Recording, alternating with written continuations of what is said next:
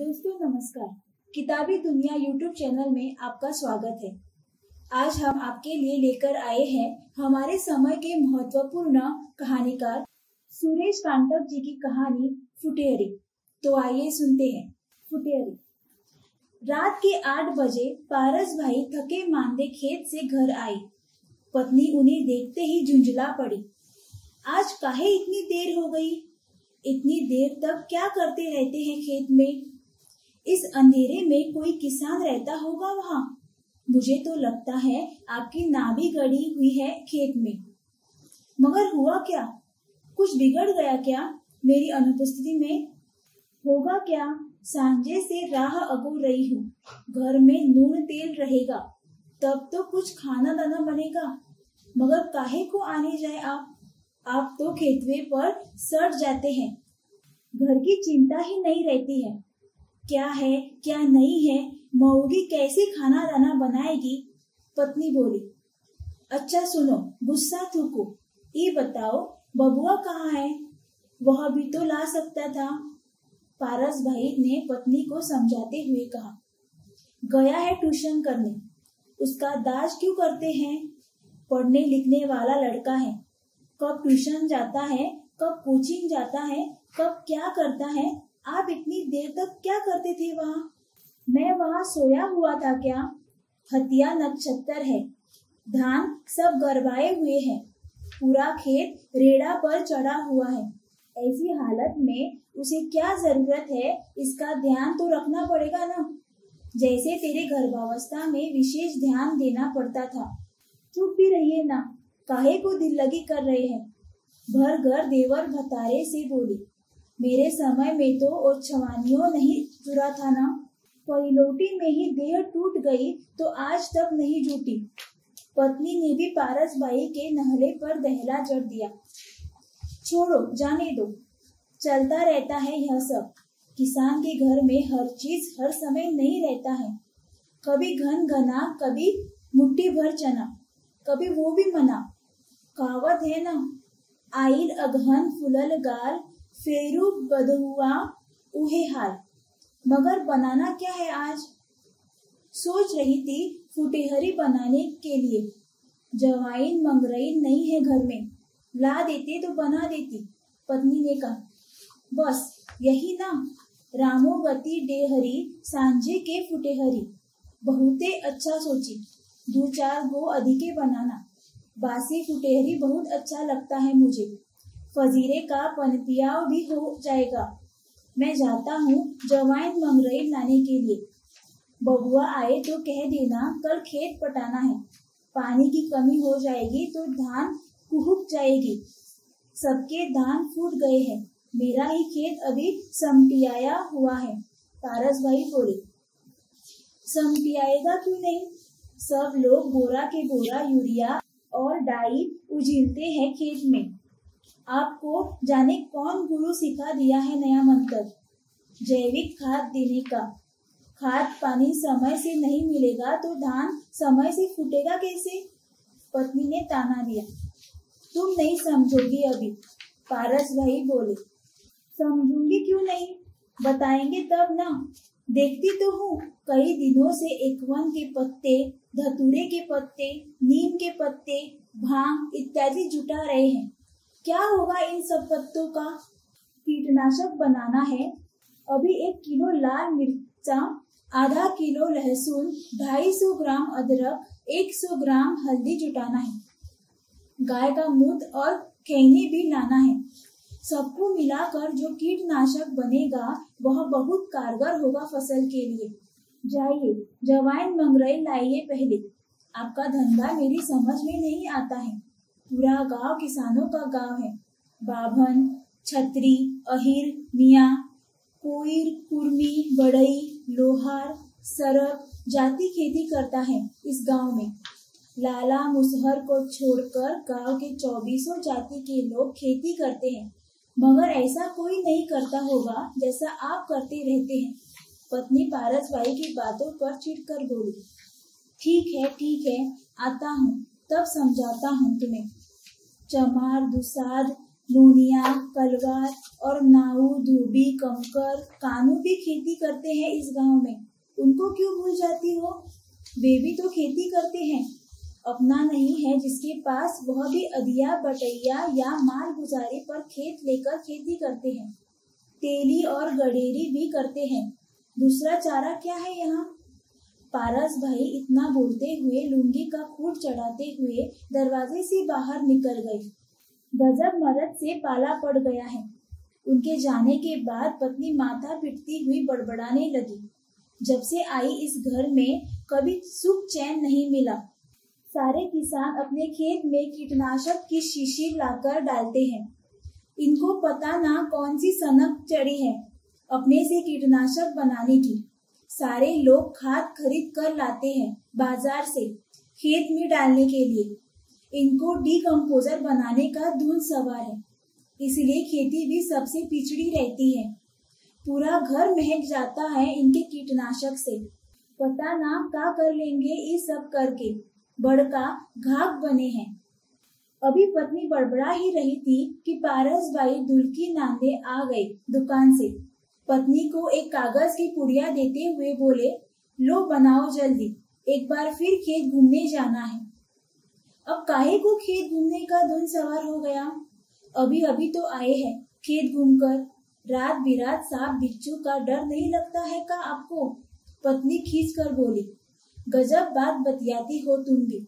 किसान सांप बिच्छू से डरेगा तो खेती क्या करेगा? खाक। सांप बिच्छू किसान के संगतिया होते हैं, तुम क्या जानोगी? इतने दिन आए हो गए, खेती का तासीर ही नहीं जानी। पारस भाई ने कहा, किसी दिन डस देगा तब पता चलेगा कि कैसा संगतिया है। उस दिन का दुख भूल गए का? जब बिच्छू ने डंक मारा था और तीनों त्रिलोक दिखाई पड़ रहा था, बाप दादा को घोरा रहे थे, रात भर चिल्लाते रहे, बाप रे माई रे। वैसा रोज रोज थोड़े होता है। तुम्हें तो हमेशा अपशगुन ही दिखाई पड़ता है हर काम में।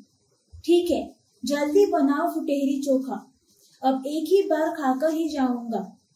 कहो तो मैं भी कुछ मदद कर दूं। बबुआ नहीं आया अभी तक? कौन पढ़ाई पढ़ता है पता ही नहीं चलता। पारस भाई बेटे के अब तक नहीं आने पर चिंता जताते हुए बोले, आप कौन पढ़ाई पढ़ रहे थे? अपनी पढ़ाई भूल गए का? पत्नी ठुबुक पड़ी, हरदम तकरारे के मूड में काहे रहती हो? मैं जुग जमाना के डर से कह रहा हूँ और तुम्हें मेरी पढ़ाई के दिन याद आ गए।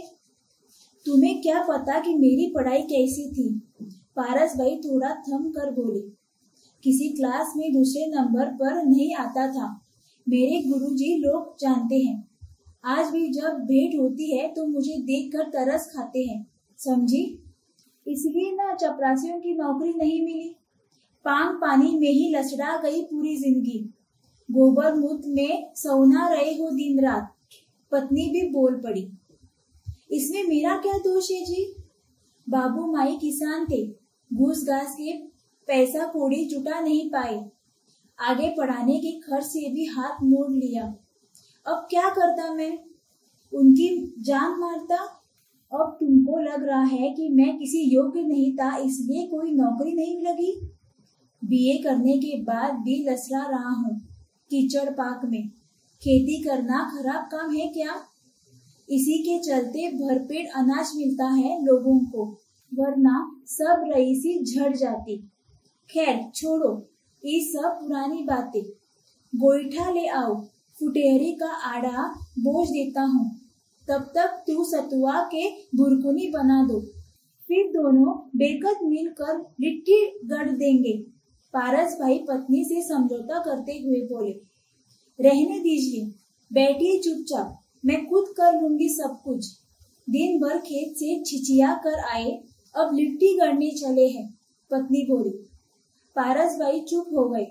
पत्नी की बातों ने उनकी चेतना को फेंक दिया अतीत के किसी गर्त में। बीए पास करने के बाद क्या क्या करने का सोचा था, नसीब ने साथ नहीं दिया। परीक्षाएं भी कम नहीं दी नौकरी के लिए, मगर हर बार इंटरव्यू में छाट दिया जाता। फिर भी हौसला बुलंद था मेरा। जब 5वीं बार भी छाट दिया गया तो मनोबल टूट गया। फिर सोचा कोई अपना ही काम क्यों न करूं। इसी सोच में Shahabad plantation and non banking company खोला। बीकॉम था ही, काम करने के तरीकों की जानकारी भी कर ली थी। कुछ होनहार मित्रों को साथ लिया, गांव-गांव घूमा, किसानों और जमीन वालों से मिला, उनसे एग्रीमेंट किया 25 साल के लिए। जमीन में शीशम, सागवान और महोगनी के पौधे लगाए। लोगों का मुझ पर विश्वास जम गया, वे मेरा साथ देने लगे। लाखों रुपए का सहयोग मिला लोगों से। कई लोग मेरे साथ काम करने को तैयार भी हो गए। वह काम सफल हो गया होता तो पत्नी को ऐसा ताना मारने का मौका नहीं मिलता। लेकिन जब रजिस्ट्रेशन का समय आया, पटना के साहब लोग 50,000 की मांग कर दिए। वहीं से सब काम बिगड़ गया। कागजी खर्च के नाम पर उतने पैसे कहाँ से जुटाता मैं। 20 साल पहले की बात है यह। बाबू से कहा तो वे सीधे नकार गए। कर्ज लेने से भी इनकार कर दिए। परिवार के भरण पोषण के लिए थोड़ी बहुत जमीन थी, उसे बेचकर पैसे जुटा सकते थे, मगर वे तैयार नहीं हुए। अब क्या करता। दोई धाई भैंस लेवाड़ में बैठ गई। कभी कभी पत्नी की बात बहुत खलती है। वह काम सफल हो गया होता तो पत्नी भी ऐसे दिन नहीं देखती, न बात बेबात ऐसे ताने देती। पारस भाई इन्हीं चिंताओं में डूबे हुए आज की बात को जोड़ रहे थे कि पत्नी ने टोका। क्या सोच रहे हैं तब से, गोईठवा का अड़वा काहे नहीं बोझते।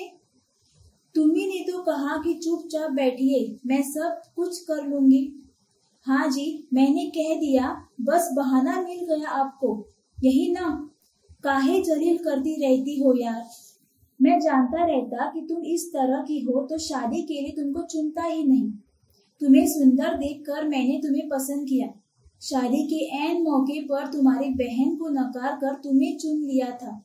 सिंदूर डालने के ऐन मौके पर मैं अड़ गया कि शादी करूंगा तो इसी लड़की से शादी करूंगा, वरना शादी नहीं करूंगा। मेरी शादी तो तुम्हारी बहन से ठीक हुई थी, तुमसे थोड़ी ही ठीक हुई थी। अब पछतावा होता है मुझे, क्यों शादी कर ली तुझसे। तुम्हारी बहन ही ठीक थी। पारस भाई पल भर रुक कर बोले। कितना हड़कंप मच गया था तब। बाराती सराती दोनों दल में लोग मुझ पर थू थू करने लगे थे। बताइए भला, ऐसा दूल्हा होता है। महान खच्चड़ है ये तो। सिंदूर डालने के समय कहता है कि सिंदूर इस लड़की की मांग में नहीं, उस लड़की की मांग में डालूंगा। अरे भले मानस, जिससे तय है उसमें डालो। इसलिए एक मंडप में दो लड़की की शादी नहीं करनी चाहिए। मगर मैंने भी ठान लिया था, जब करूंगा तो छोटी वाली से ही करूंगा। लोग मुझे समझाते रह गए, मैं अड़ा रहा। अंत में तेरी ही मांग में सिंदूर डाला। बारात तो लौटती नहीं। दूसरे वाले को लोगों ने समझा बुझा कर तैयार कर लिया था। उसका फल मुझे यह मिल रहा है। बात बात पर ताने सुन रहा हूँ। पति की बात सुन पत्नी समझ गई कि मेरी बात लग गई है इन्हें। वह तुरंत बात संभालने के लिए बोल पड़ी। ऐसी कौन सी बात कह दी मैंने कि इतना दुख हो गया आपको। अपनी बतिया का ख्याल नहीं रहता आपको, मगर मेरी बात को मुट्ठी में पकड़ लेते हैं। आज की ही बात नहीं है, हमेशा तुम्हें मेरी योग्यता पर शक रहता है। मेरी तुलना भी अनपढ़ किसानों से करती रहती हो। वे ऐसे करते हैं, वे वैसे करते हैं, आप ऐसा करते हैं, आप वैसा करते हैं। मैं बार बार तुमसे कहता हूँ कि बोरा के बोरा यूरिया और डीएपी डालकर वे अपने खेत को बर्बाद कर रहे हैं। अधिक से अधिक उपज काटने के लिए वे अनाज को जहरीला बना रहे हैं। मैं डिकम्पोजर बनाकर अपनी धरती की उर्वरा शक्ति को बचाना चाहता हूँ, भले ही थोड़ी कम उपज हो। अनाज तो जहरीला नहीं न होगा, खाने वालों की जान तो नहीं जाएगी। अधिक उपज करके पैसा कमाने से अधिक मुझे आदमी की जान प्यारी है। देख रही हो कितनी नई नई बीमारियां फैल रही है आजकल। पैसे नहीं जुड़ते लोगों को दवा के लिए, बेमौत मर जाते हैं। लोग ही तो शिकायत करते हैं आपकी। पत्नी बोली। करने दो ना, वे मुझसे जलते हैं। कहते हैं दूसरे गांव से आकर इस गांव में अपना चलाना चला रहे हैं। अरे भाई, आज मैं दूसरे गांव से आया हूँ। कभी तुम्हारे बाप दादा भी किसी दूसरे गांव से आए थे। कुंवर सिंह की लड़ाई के समय अंग्रेजों के गोला बारूद के डर से कौन कहाँ भागा, कौन कहाँ बसा, कौन जानता है। कुछ लोग तो बाढ़ और भूकंप के डर से एक गांव छोड़ दूसरे गांव में बसे, तो कुछ लोग अकाल और सुखाड़ के चलते एक जगह छोड़ दूसरी जगह बसे। इसमें कहने की क्या बात है। लोग कहते हैं नया नया प्रयोग करते रहते हैं, मगर किसी में सफल नहीं होते हैं। घाटा ही घाटा लगता है हर काम में। और भी बहुत कुछ कहते हैं लोग। पत्नी बोली, तो कहने दो ना, वो कहेंगे तुम भी कहोगी। तुम तो मेरी पत्नी हो ना, उनका जवाब नहीं दे सकती हो। यहाँ तो हर कोई पीठ पीछे एक दूसरे की शिकायत करता है और सामने पड़ने पर हाँ में हाँ मिलाता है। कितना जवाब दूं और किस किस को जवाब दूं। कहते हैं कभी जादूगरी दिखाते हैं, कभी अमानत सिखाते हैं, डाल डाल पर कूदते रहते हैं, कोई काम बढ़िया से नहीं कर पाते। पत्नी बोली, यही तो दुख है मुझे भी। वे मेरी शिकायत करते हैं और तू सुन लेती हो। उन्हीं की बातों में आकर मुझ पर ताने देती रहती हो। तुम्हें समझना चाहिए कि आखिर मैं ऐसा क्यों करता हूँ। मुझे तो परिवार पालना है ना। खेती से परिवार नहीं चलता है तो और दूसरे धंधे आजमाता हूँ। पढ़ा लिखा आदमी हूँ। देह और दिमाग लगाकर अपनी हालत सुधारना चाहता हूँ। प्लांटेशन के काम में लगा तो सरकारी अफसरों ने धोखा दे दिया। कितने का कर्ज चढ़ गया, उसे छोड़कर खेती में आ गया। दूसरा उपाय था नहीं। इसी बीच एक जादूगर से भेंट हो गई। वे बहुत पैसे कमा रहे थे अपनी जादू दिखाकर। मैंने सोचा मैं भी जादू सीख लूं, इससे भी कुछ आमदनी बढ़ेगी, बाल बच्चे की पढ़ाई लिखाई के लिए मदद मिल जाएगी। मगर जादू सीखने के बाद मुझे लगा कि इसमें भी बहुत पूंजी की जरूरत है। यह जादू भी पूर्णतः विज्ञान और हाथ की सफाई पर आधारित है।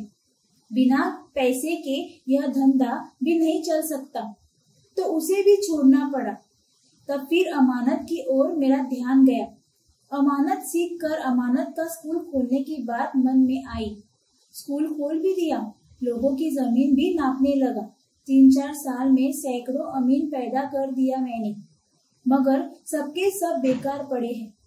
सरकारी बहाली निकली नहीं, सारे अमीन बेकार बैठे हैं। कोई स्थायी रोजी रोजगार मिलता नहीं। फिर कौन पड़ेगा अमानत। वह धंधा भी बंद हो गया। अब खेती ही एकमात्र उपाय रह गया जीने का। खेती भी बढ़िया से करना चाहता हूँ, परिवार भी चले और किसी को नुकसान भी न हो। यही सब देख देख कर लोग मेरी शिकायत करते रहते हैं। अपने तो मरते ही हैं, मुझे भी मरने के लिए विवश करते हैं। खूब खाद और दवाई डालकर भी वे बहुत आगे थोड़े बढ़ गए हैं। उपज काटते हैं तब न बुझाता है। बनिए पूरा अनाज गजरा के भाव ले जाते हैं। खेती का खर्च भी नहीं आता। दौड़ते रहते हैं गोला बाजार में। पैक्स वाला समय से खरीदता नहीं, हाउसफुल का बोर्ड लटका देता है।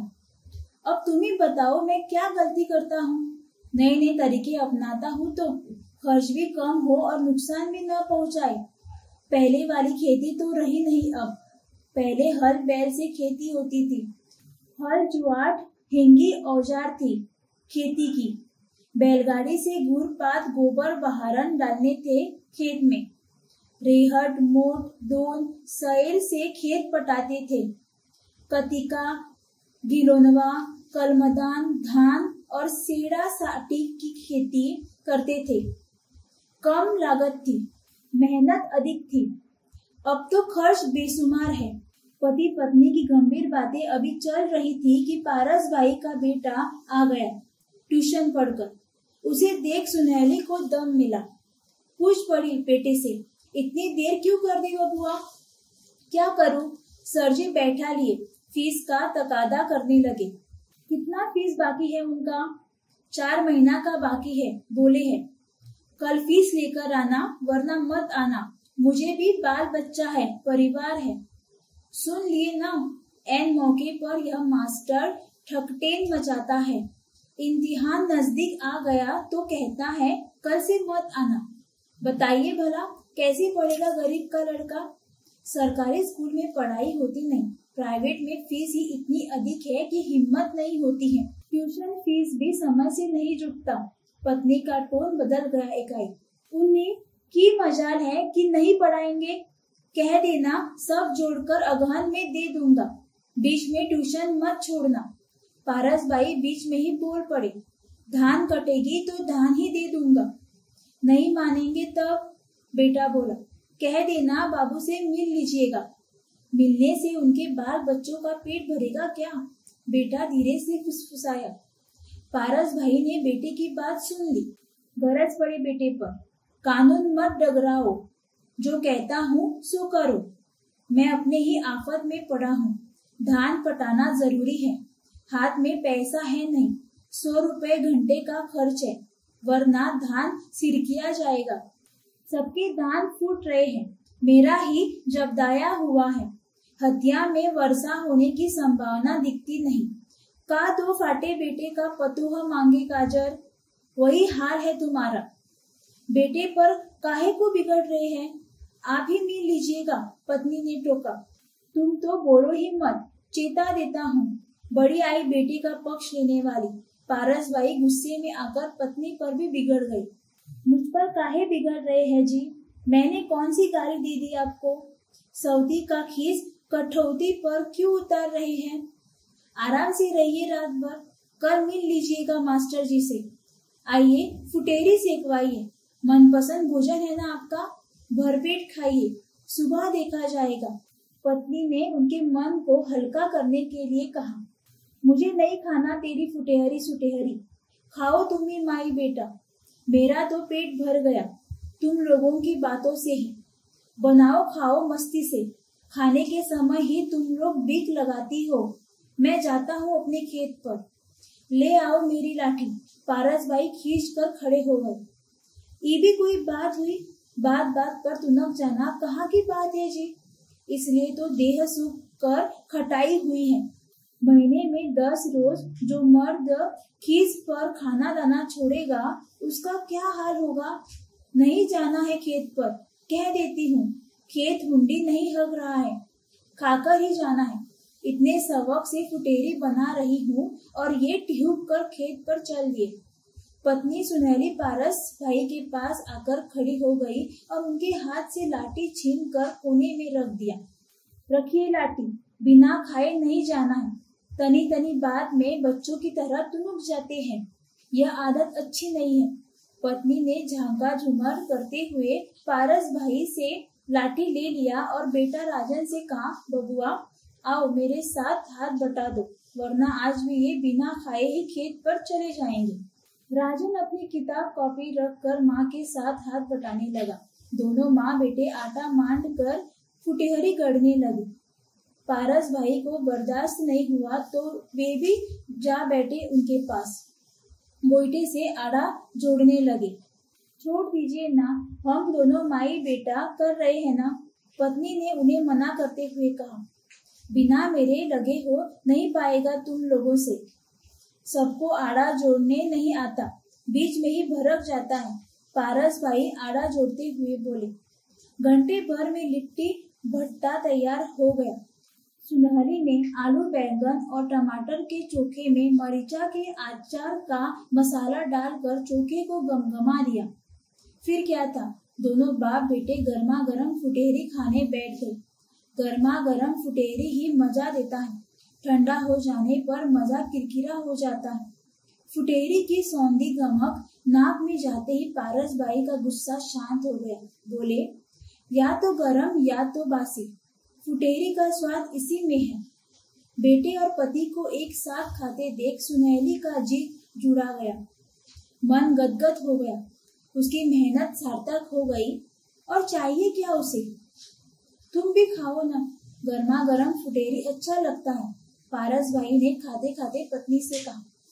नहीं, आप लोग खा लीजिए, मैं बाद में खा लूंगी। रात बहुत हो गई, आपको खेत पर भी जाना है ना? आज क्या करना है खेत पर? पत्नी ने पूछा। बोरिंग का पानी फेरना है, बगल वाले का खेत पड़ रहा है, 12 बजे रात तक हो जाएगा। उसके बाद मेरे खेत में भी पानी आएगा। कल पटवन का पैसा भी देना पड़ेगा, कुछ पैसे का इंतजाम करना। फुटेरी खाते खाते पारस भाई ने पत्नी से कहा, मैं कहाँ से करूँगी? गेहूं वाला पैसा खत्म हो गया का? रहता तो तुमसे मांगता मैं। पारस भाई खाते खाते बोले, कैसे खर्च कर देते हैं सब पैसवा, कुछ ताहा नहीं चलता। हिसाब देना पड़ेगा क्या? पारस भाई फिर तुनक गए। उनकी आंखें पत्नी की ओर उठ गई। रहने दीजिए, मैं कौन होती हूँ हिसाब लेने वाली? पत्नी बोली, अच्छा ये बात है तो सुन लो, ले आओ कागज कलम, लिख लो। पारस भाई ने बेटे से कहा, राजन खाकर जोड़ो तो बता दो अपनी मम्मी को, अभी तक धान की खेती में कितना पैसा खर्च हुआ। जाइए न, काहे को लेट कर रहे हैं? जरा सा कह न दिया, पकड़ कर बैठ गए। राजन हाथ धोकर घर में चला गया। नहीं भाई, जान लो, वरना समझोगी कि जुआ खेल गया या दारू पी गया। राजन, क्या है बाबूजी? राजन घर के अंदर से ही बोला, धान का खर्चा लिखो तो जरा। राजन कॉपी कलम लेकर आ गया, बैठ गया बगल में। बोलिए, लिखो, खेत की जुताई 3 चास 1000 रुपए, 50 रुपए किलो के भाव से 3 किलो धान का बिया 150 रुपए, 5 पानी पटवन, बिजली से 300 रुपए, डीजल से पड़ता तो 500 लग जाता। 70 रुपए के हिसाब से 5 लीटर का 350 और 30 रुपए घंटा के हिसाब से 5 घंटे का मशीन भाड़ा। आगे बढ़ो। रोपन से खेत रुपाई 1300 रुपए, सोहनी का खर्च 5 मजदूर 500 रुपए, रोपनी से पहले कदई में DAP 25 किलो, फिर रोपनी के बाद 25 किलो, दाम 600 रुपए, 12 रुपए किलो का 50 किलो। हो गए ना? राजन ने पूछा। अब ये हो गया 1.5 बोरा यूरिया 350 के दर से 525 रुपए, कीटनाशक 2,4-D 200 रुपए का। अभी हार्वेस्टर से कटाई का पैसा लगेगा 1000 रुपया और ढुवाई 500 रुपए। कुल जोड़ दो, अब कितना हुआ? अभी आज जो खेत पटेगा उसका भी जोड़ दो, 300 रुपए। बीच बीच में बरखा होती रही है तब इतना खर्च हुआ, वर्षा नहीं होती तो और बढ़ जाता। जोड़ दिया? हाँ, राजन ने कहा। 6575 हुआ। यह 1 बीघे का खर्च है बचवा, 2.5 बीघे का जोड़ लो इसी से। बता दो अपनी मतवा जी को। सुनती हो जी? पारस भाई ने पत्नी को आवाज दी। लो देख लो अब तक का खर्चा। गेहूं बिका था तो कितना मिला था पैसा, जानती ही हो। मिला लो अपना हिसाब। किसी दिन गेहूं का खर्चा भी जोड़वा दूंगा तो आंखें खुल जाएगी तेरी। अपनी दिन रात की मेहनत भी डांड जाती है। बेटी की शादी का कर्ज अभी कपार पर ही लदा है, जाने कब उस कर्ज से छुटकारा मिलेगा। हाथ धोकर आ गई पत्नी, आंचल में हाथ पोंछती हुई बोली, रात दिन खटते हैं तब भी इतना लग गया। हाँ भाई, अपनी मेहनत जोड़ देंगे तो और बढ़ जाएगा। पारस भाई ने कहा। कौन धान बोए है इस बार? पत्नी ने पूछा। कितनी बार पूछोगी? मिनी मंसूरी बोया हूँ। और लोग? किसी ने सोनम बोया है, किसी ने मोती सुपर बोया है, किसी ने रूपाली बोया है। आपके बगल वाला अनिल क्या बोया है? उसकी बात क्या करना है, ज्यादा जमीन है उसके पास। किसी में राजेंद्र श्वेता बोया है, किसी में मोती गोल्ड बोया है, किसी में चिंटू और कतरनी बोया है। उसके पास बाहरी आमदनी है, बोरा बोरा खाद उझिलता है खेतों में। पारस भाई ने कहा और चुप हो गई। तभी तो सबसे अधिक उपज भी काटता है। पत्नी बोली, काटने दो, मुझे नहीं काटना है वैसी उपज। अब तो मैं सोचता हूँ जरा भी रासायनिक खाद नहीं डालूंगा अपने खेत में, केवल वेस्ट डिकम्पोजर से खेती करूंगा और अपने से बनाया हुआ कीटनाशक का प्रयोग करूंगा। तब तो और कम उपज होगी। कैसे काम चलेगा घर का? कर्ज कैसे भराएगा? बबुआ की फीस कैसे चुकता होगी? सब होगा, देख लेना। नगदी फसल की खेती करूंगा अब, साग सब्जी की खेती करूंगा। कुछ भी नहीं उजियाता है आपसे, कर्मे से लेढ़ा घसा है। किए तो थे पिपरमेंट की खेती, 3 साल किए, तीनों साल घाटा ही लगा। पत्नी ने फिर लगने वाली बात कह दी, मगर पारस भाई ने उस पर कोई ध्यान नहीं दिया। वो तो वर्षा के कारण हुआ। ऐन मौके पर मूसलाधार वर्षा होने लगी। पूरा का पूरा सैथा जड़ गया। प्लांट भी दूसरे गांव में था। सबसे बड़ी दिक्कत है कि अकेला पड़ जाता हूँ। अगल बगल के किसानों से कहता हूँ कि मिलजुल कर सहकारी खेती किया जाए, मगर कोई तैयार ही नहीं होता है। सबको लगता है कि अपने फायदे के लिए कह रहा हूँ। सबके सब अपने मन के मालिक हैं। जमीन पकड़ के बैठे रहेंगे, मगर मिलजुल कर खेती नहीं करेंगे। जाने दीजिए, किसी की मनावत करने की जरूरत नहीं है। जाइए, खेत पर जाइएगा ना। 10 बज गए। गमछवा में 4 गो फुटेहरी बांध देती हूँ। सुबह में आने में देर हो जाएगी तो मुंह धोकर खा लीजिएगा। पत्नी उठकर भीतर चली गई। बेटा रंजन पहले ही अपने बिछावन पर जा चुका था। पारस भाई ने आंगन में आकर आकाश की ओर देखा। अंधियारी रात में आकाश में तारे टिमटिमा रहे थे। तभी बाहर से किसी ने आवाज दी, पारस भाई हो? हाँ भाई, कौन? मैं राम बुझावन। कहाँ है भैया? खेत पर मत जाना, दूसरे खेत में पानी फिर गया है। कल तुम्हारे खेत में पानी जाएगा। पारस भाई अहुआए हुए राम बुझावन के पास पहुंच गए। ये तो बढ़िया बात नहीं है भाई। 3 दिनों से कहा था मैंने, आज दूसरे के खेत में काहे चला गया? ये सब मैं नहीं जानता हूँ भाई। उसने मुझसे कहा तो मैंने आपसे कह दिया। आप जानते ही हैं यहाँ जाति गांव कितना चलता है। वो उनके जात भाई हैं। पहले उनका खेत पटेगा तब आपका पटेगा, भले ही आपका खेत सूख जाए या सिरकिया जाए। यही सब मुझे ठीक नहीं लगता है भाई। गैर जात से कितना चलते हैं लोग यहाँ। हद हो गई है इस देख जरई की। पारस भाई दुखी हो गए। क्या करोगे भाई? अब अपने पास साधन नहीं है तो दूसरों के बस में तो रहना पड़ेगा ही। आराम करो रात में, कल ही पटा लेना।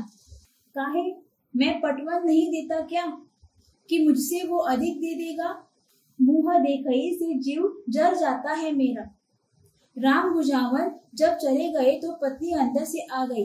कौन थे? क्या कह रहे थे? क्या बताओ? राम बुझावन थे। कह रहे थे आज मेरे खेत में पानी नहीं जाएगा। किसी दूसरे ने मोड़ लिया अपने खेत में। तनिक सा खेत पर से हटा कि दाव लग गया उसका। पलक झपकते अपना दाव साध लेते हैं लोग। सामने रहेंगे तो बात ऐसी करेंगे मानो बहुत बड़े शुभ चिंतक हो।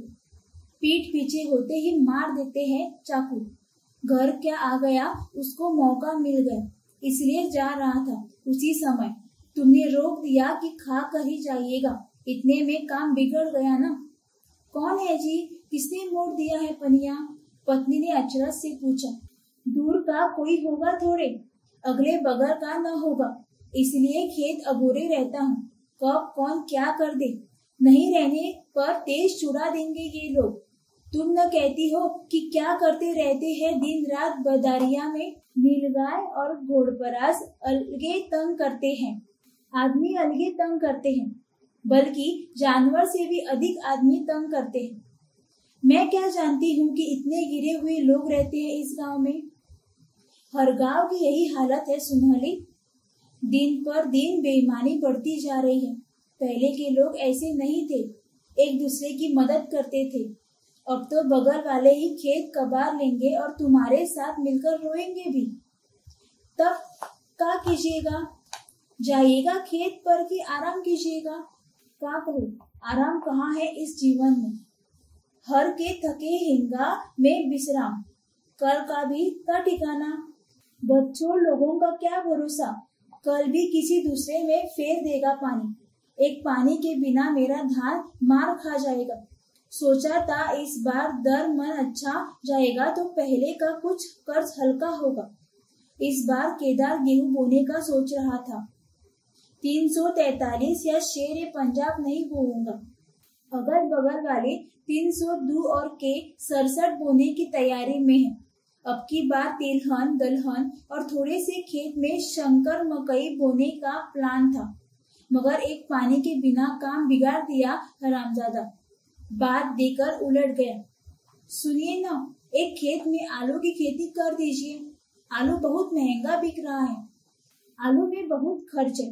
20 किलो प्रति कंठा बिया लगेगा, 10 किलो डाई खाद लगेगा, 2 बोरा यूरिया लगेगा, 2-3 बार पटवन लगेगा, कोड़ाई भराई के लिए मजदूर का खर्चा लगेगा ही। हाथ में एको पैसा है नहीं। गेहूं बोने के लिए भी किसी से कर्जा ही लेना पड़ेगा। वो तो कहो कि भैंस बहुत दरहर है, दूध दही बेचकर कुछ खर्च निकल जाता है, वरना रोज खर्चा भी नहीं चलता। कभी कभी अमानत से 1000-2000 आ जाता है तो मदद मिल जाती है।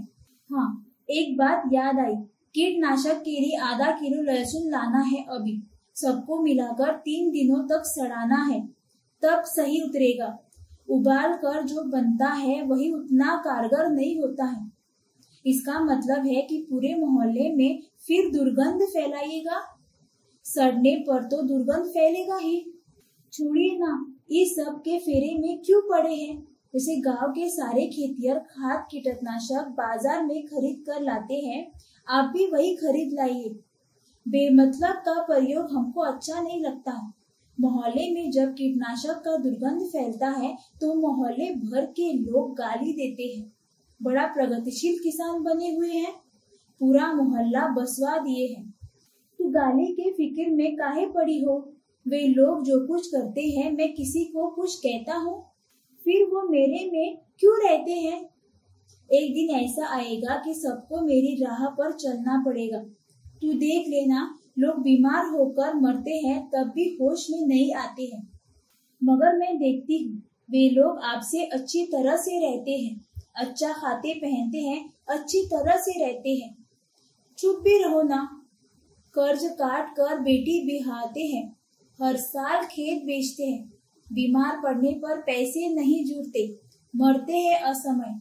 हमको तुमको दिखाने के लिए मुझ पर घी घसते हैं और पेट में चूहा दंड फैलता है। पारस भाई के चेहरे पर घृणा के भाव उभर आई। छोड़िए इस सब बात को, बहुत रात हो गई, चलिए सो जाइए। अब सोना तो है ही, मगर नींद नहीं आएगी आज।